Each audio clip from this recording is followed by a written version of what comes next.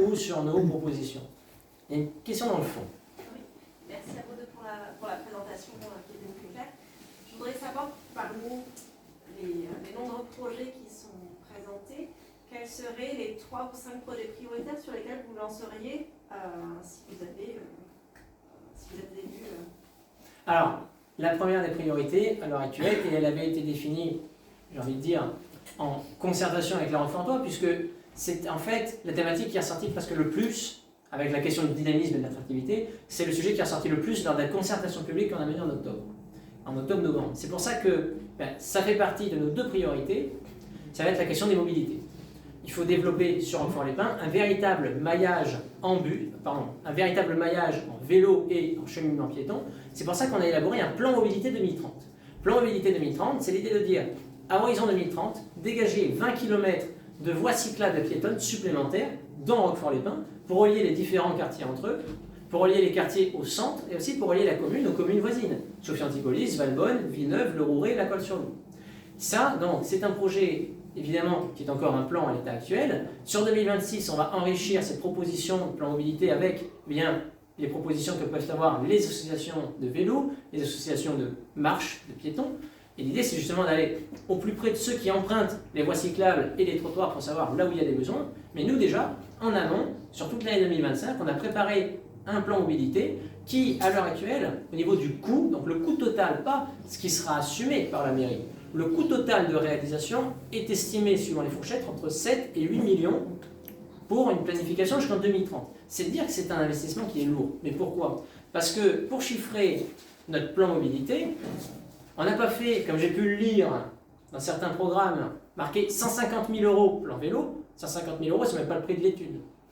Parce que nous, on s'est basé, en fait, avec les grilles de calcul qu'utilise le département. On a travaillé de concert avec les services départementaux, au niveau du domaine routier départemental, et on leur a demandé, on a travaillé avec eux, également avec des entreprises dans le terrassement, dans la construction, quelles sont les grilles de calcul qui sont appliquées pour un goudron standard, au mètre carré linéaire, ou pour un goudron à faible impact environnemental, ou pour un sable damé, là où c'est plus pertinent de mettre un goudron standard pour accorder 2 routes, ou un sable damé parce qu'on est sur une piste en bord de forêt. Et en fait, justement, là, on a pu affiner notre calcul.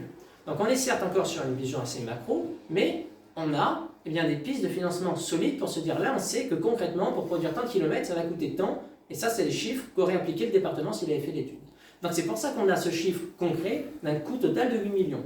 Dans ce coût, on estime entre 2 et 3 millions, c'est pour ça que je disais entre 7 et 8, entre 2 et 3, ça c'est la part qui peut fluctuer, qui ne serait pas du tout à la charge de la mairie, mais qui serait imputée au compte du département, dès lors c'est lui qui est compétent en matière de domaine routier départemental.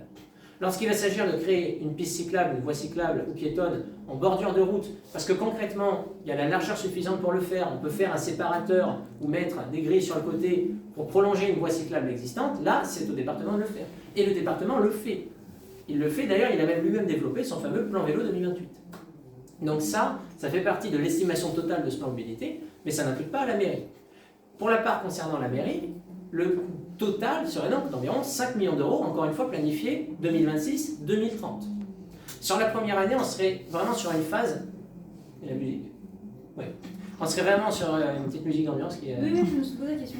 On serait sur une phase d'études et de concertation, ce ne sera pas la phase opérationnelle de ce plan mobilité, et à partir de 2027, 2028, 2029, 2030, là on serait sur la phase réalisation, c'est là qu'on engagerait le plus gros des dépenses. Et là on irait chercher les financements externes. Le fonds vert de l'État, de même que la DSIL, subventionne en priorité les projets sur les déplacements d'eau, sur la question environnementale. Le fonds de concours de la CASA, il est là pour subventionner ces projets de mobilité, notamment de Roquefort-les-Pins vers Valbonne, vers Sophie-Antipolis. Les aides exceptionnelles du département, elles peuvent intervenir également là-dessus. Nous, on souhaite créer, par exemple, une voie cycliste et piéton qui parte au niveau du Colombier pour rejoindre Villeneuve en empruntant l'ancienne voie du tramway. À ce moment-là, on va aller chercher le financement pluriel pour que finalement, sur ce coût total, il y ait 1 euro d'argent roquefortois pour 1 euro d'aide publique externe.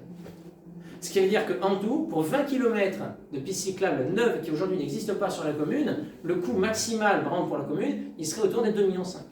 Planifié sur 2026-2030. Et en 2030, on se retrouve avec 20 km de voies cyclables pour aller plus sereinement de Notre-Dame au Plan, du Plan jusqu'à Valbonne, de Notre-Dame à la Colle-sur-Loup. Je donnerai un exemple très concret. Notre-Dame à la Colle-sur-Loup, il y a une ancienne route dont on a aujourd'hui la maîtrise foncière. C'est-à-dire qu'il y a une route avant qui passait en dessous de la route de la Colle-sur-Loup. La route de la Colle-sur-Loup, pour ceux qui ne le savent pas, en tout cas, je pense que c'est assez connu en Roquefort, mais c'est une route qui est un peu étroite. Voilà. J'évite de la prendre même en voiture, c'est vous dire, alors en vélo, j'ose pas. Et pourtant, il y a un certain passage entre Roquefort et la Colle-sur-Loup. Et l'idée, ce serait de réaliser justement cette voie cycliste qui permet d'aller de Notre-Dame jusqu'à la Colle.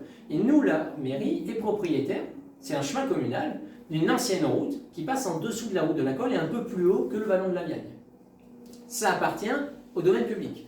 Donc, on n'a rien à acheter puisqu'on est déjà maître du foncier. Si demain, Alexis, ici présent, va faire de la randonnée là-bas et se casse la jambe à 1 mètre près, c'est la mairie qui est responsable.